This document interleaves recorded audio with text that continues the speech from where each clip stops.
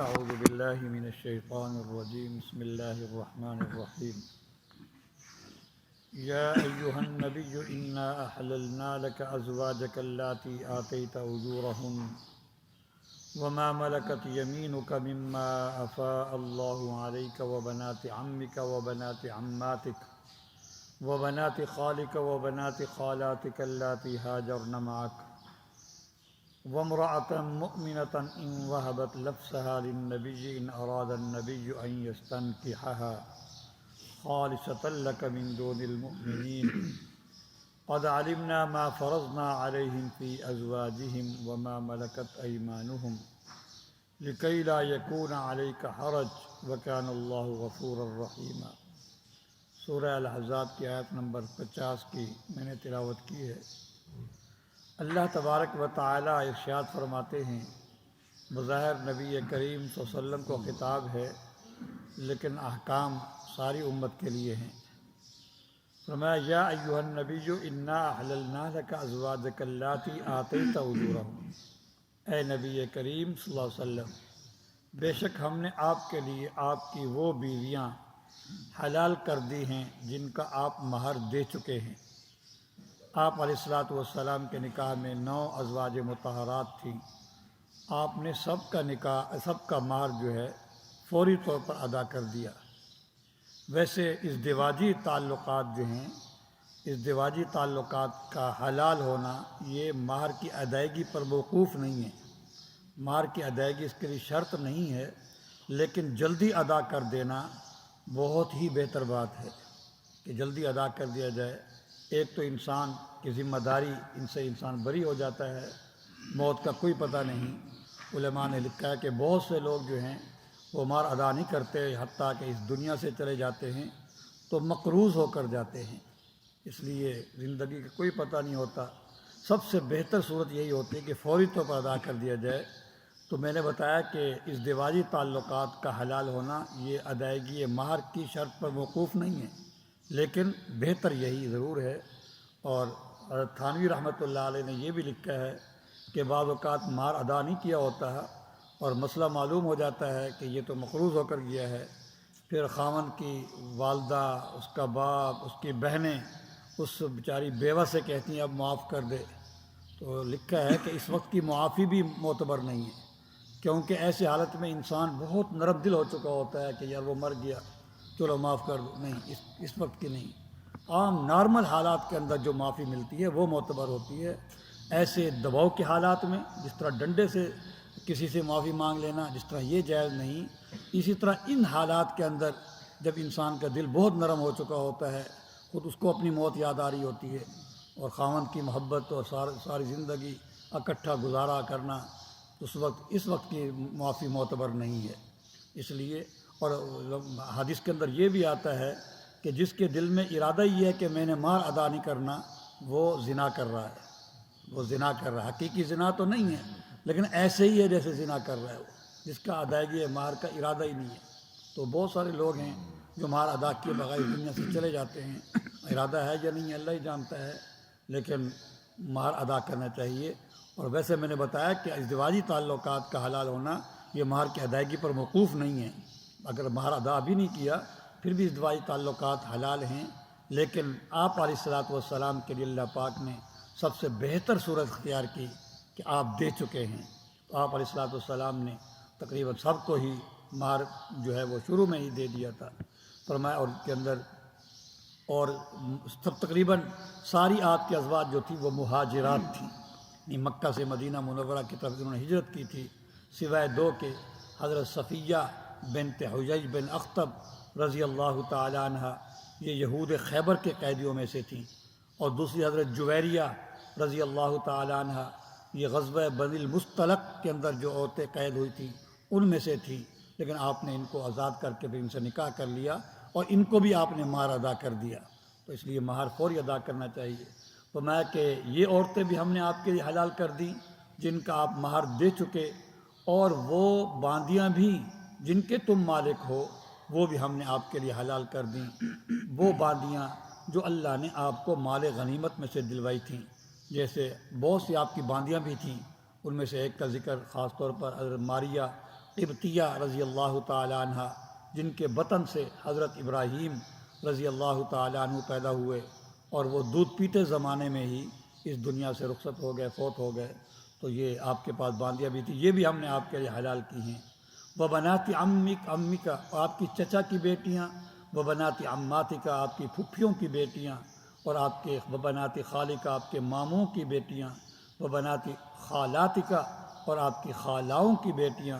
وہ بھی ہم نے آپ کے لیے کیا کی ہیں، یہ چاروں رشتہ داروں کی جو بیٹیاں ہیں یہ بھی ہم نے آپ کے لیے حلال کی ہیں، لیکن وہ جنہوں نے آپ کے ساتھ ہجرت کی ہو، شرط ہے، یعنی کہ ہمارے لیے تو یہ ہے کہ چاہے وہ ہجرت کرے یا نہ کرے ہمارے لیے حلال ہے، ماموں کی بیٹی ہو، پھوپھی کی بیٹی ہو، خالہ کی، چچا کی بیٹی ہو، آپ کے لیے بھی یہ حلال تھیں، لیکن شرط تھی صرف وہی جس نے آپ کے ساتھ ہجرت کی ہو، وہاں ہجرت شرط تھی، اس کے بغیر اگر کوئی آپ کے رشتہ دار ماموں خالہ کی بیٹی ہے وہ آپ کے لیے حلال نہیں ہوگی جب تک وہ ہجرت نہیں کرے گی۔ آپ نے ان میں سے اپنے چچا یا آپ نے حضرت زینب بنت جحش رضی اللہ تعالی عنہ کا ذکر آتا ہے، وہ آپ کی زوجہ محترمہ تھیں اور آپ کی پھپھی کی بیٹی تھی، آپ کی پھپھی کی بیٹی تھی، ان سے آپ کا نکاح ہوا، ہجرت بھی کی تھی۔ اور ایک چچا کی بیٹی ہیں تو ابو طالب کی بیٹی ہیں، اور حضرت علی رضی اللہ عنہ کی بہن ہیں ام ہانی۔ مکہ میں جب آپ نے ہجرت نہیں کی تھی، آپ نے ان کو نکاح کا پیغام بھیجا تھا، لیکن انہوں نے کسی عذر کی بنا پر اس وقت انکار کر دیا تھا، اور پھر انہوں نے ہجرت بھی نہیں کی تھی، اور وہ فتح مکہ کے موقع پر مسلمان ہوئی ہیں ام ہانی رضی اللہ تعالیٰ عنہ، فتح مکہ کے موقع۔ بہرحال آپ نے یعنی کہ یہ رشتہ داروں کی جو بیٹیاں ہیں ان میں سے صرف آپ نے ایک سے نکاح کیا ہے، حضرت زینب بنت جحش رضی اللہ تعالیٰ عنہ۔ اور ویسے یہ جو خالہ اور ماموں کا ذکر جو آ رہا ہے یہ تو تھے ہی مدینہ کے، آپ کا ننیال مدینہ کا تھا، تو اس لیے یہاں تو ہجرت کا سوال ہی پیدا نہیں ہوتا۔ بہرحال نکاح تو نہیں ہوا کسی ماموں کی بیٹی سے یا کسی خالہ کی بیٹی سے، اس کو ہماری اصطلاح میں کہتے ہیں تغلیباً، یعنی کہ چچا اور پھپھی کی بیٹیوں کے لیے تو ہجرت شرط ہے، اور ماموں اور خالہ کی بیٹی وہ تو تھی ہی مدینہ کے اندر، کہ کوئی تھی تو صاحب رول معانی نے کافی تلاش کے بعد کچھ ماموں کا کچھ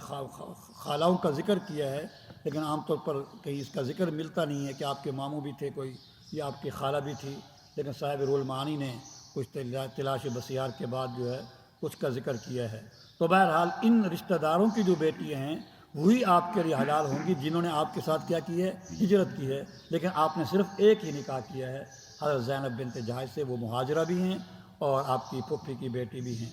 وامرأۃ مؤمنۃ ان وہبت نفسہا، اور ایک خاص حکم آپ کے لیے ہے کہ ہم نے وہ ایمان والی عورت بھی آپ کے لیے حلال کر دی جو اپنے آپ کو بغیر کسی عوض اور مہر کے نبی کے لیے اپنے آپ کو ہبہ کر دے، یوں کہہ دے میں مہر نہیں لوں گی، میں اپنے آپ کو ہبہ کرتی ہوں، آپ مجھ سے نکاح کر لیں، لیکن کوئی ضروری بھی نہیں ہے کہ آپ نکاح کریں۔ ان اراد النبی ان یستنکحھا، اگر نبی صلی اللہ علیہ وسلم اس کو نکاح میں لینے کا ارادہ کریں تو ان کے لیے حلال ہے، یہ صرف خالصۃ لک، یہ صرف آپ کے لیے خاص ہے، کسی اور کے لیے نہیں۔ کوئی مسلمان یہ چاہے کہ کوئی عورت مجھے بغیر عوض بغیر مہر کے میرے نکاح میں آ جائے، وہ بالکل نہیں ہوگا۔ اگر مسئلہ لکھا ہے اگر نکاح کے دوران میں مہر کا ذکر ہی نہیں ہوا، جیسے ہو جاتے بھول چوک ہو جاتی ہے، یا مہر کی نفی بھی کر دی کہ مہر نہیں لیں گے ہم جو ہے نا، یا مہر نہیں دیں گے، اس کا کوئی اعتبار نہیں ہے۔ کوئی نکاح بھی بغیر مہر کے نہیں ہوتا، چاہے مہر کی نفی ہو چاہے مہر کا ذکر نہ بھی ہو عقد کے دوران میں، تب بھی مہر واجب ہو جائے گا۔ اور وہ مہر جیسے میں نے کل بتایا تھا، مگر مہر معین کر دیا جائے تو اس کو کہتے ہیں مہر مسمہ، جو معین ہو گیا بس وہی دیں گے۔ اگر مہر کا ذکر نہ ہو یا نفی ہو تو اس صورت میں مہر مثلی ہوتا ہے۔ مثلی کا میں نے کل مطلب بتایا تھا کہ اس کے جو ددیالی رشتے جو ہے، یعنی پھپھی کی بیٹی ہے اس کی ہم عمر، یا چاچو کی بیٹی ہے اس کی ہم عمر، ان کا جو مہر ہوتا ہے تو اس طرح کا اس کا بھی مہر ہوگا، اس کو مہر مثلی کہتے ہیں۔ تو یہ ایمان والی عورت، ایک مسئلہ یہ بھی لکھا ہے کہ عام مسلمانوں کے لیے یہ تو جائز ہے، وہ کسی کتابیہ سے نکاح کر سکتے ہیں، کسی کتابیہ سے، بشرطے کہ مشرکہ نہ ہو، کسی کتابیہ سے، لیکن بہتر پھر بھی یہی ہوتا ہے کہ اس سے نکاح نہ کرے، کیونکہ ایمان اور دین کا خطرہ ہوتا ہے۔ صاحب ظاہر ہے جو بیوی کتابیہ ہے، یہودی ہے یا نصرانی ہے، وہ بھی تو اپنے بچے کو کچھ اپنے دین پر لگانے کی کوشش کرے گی، اس لیے اولاد کے کافر ہونے کا خطرہ ہوتا ہے، پھر بعد میں بڑی تکلیفیں ہوں گی، اس لیے بہتر یہ ہے کسی کتابیہ سے نکاح نہ کرے۔ بہرحال اجازت تو ہے شریعت کے اندر، لیکن حضور علیہ الصلوۃ والسلام کے لیے اس کی بھی اجازت نہیں ہے۔ آپ صرف ایمان والی عورت سے نکاح کر سکتے ہیں، اور کسی کتابیہ سے آپ کا نکاح جائز بھی، اور کیا بھی نہیں آپ نے، اور آپ کے لیے جائز بھی نہیں ہے۔ ہاں بغیر مہر بغیر عوض کے نکاح وہ صرف آپ کی خصوصیت ہے، کسی مسلمان کے لیے بغیر مہر اور بغیر عوض کے نکاح نہیں ہوگا۔ اگر نفی بھی کر دی یا ذکر بھی نہیں کیا پھر بھی مہر مثلی واجب ہو جائے گا۔ تو ہم نے آپ کے لیے ایمان والی عورت کو بھی حلال کر دیا، اگر وہ اپنے آپ کو ہبہ کر دے نبی کے لیے صلی اللہ علیہ وسلم، اگر نبی اس سے نکاح کرنے کا ارادہ کریں۔ خالصۃ لک من دون المؤمنین، یہ جو آخری حکم ہے یہ صرف آپ کے لیے خاص ہے، دوسرے مسلمانوں کے لیے یہ نہیں ہے۔